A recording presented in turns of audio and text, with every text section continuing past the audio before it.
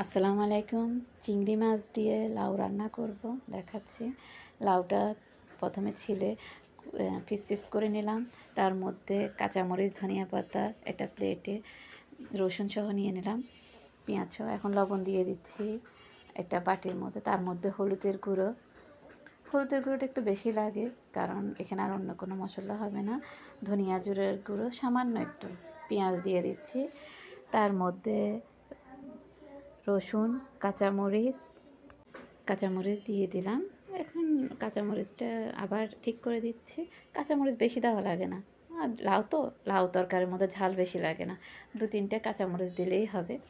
যা যা উপকরণগুলো এখান থেকে নিলাম, তার মধ্যে পেঁয়াজ, রসুন আর কাঁচামরিচটা দিয়েই রান্না করতে হয়। আর সামান্য হলুদ আর ধনিয়া জিরা। পেঁয়াজটা লাল লাল হয়ে গেল, কষে গেল।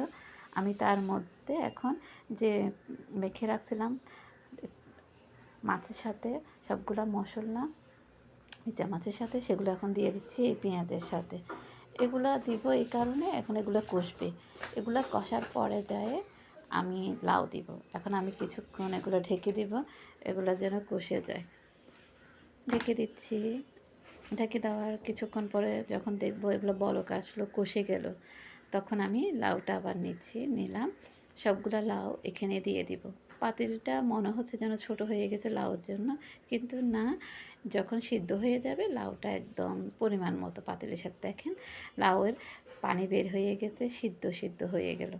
আমি তার মধ্যে সামান্য পানি দিয়ে দিব, কারণ লাউটা আরেকটু সিদ্ধ হতে হবে। তাই জন্য যখন সিদ্ধ হয়ে যাবে এই লাউটা একসাথে, তখন আর কিছু লাগবে না। সিদ্ধ হয়ে গেল, আমি ধনিয়া পাতাটা ছিটে দিচ্ছি। আর কিছুই এখন আর দেওয়া লাগবে না। ধনিয়া পাতা ছিটে আমি এখন ঢেকে দিলাম। আমি আরেক কড়াইতে একটু তেল দিয়ে রসুন কুচি করে দিয়ে দিচ্ছি। রসুনটা দিয়ে দিলাম পেঁয়াজের তেলের মধ্যে।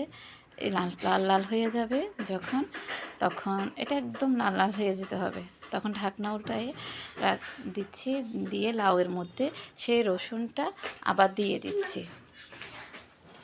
দেখেন, এটা হচ্ছে তেলটা আর রসুনটা যখন গরম ঢেলে দিলাম, কালারটা আরও সুন্দর হয়ে গেল।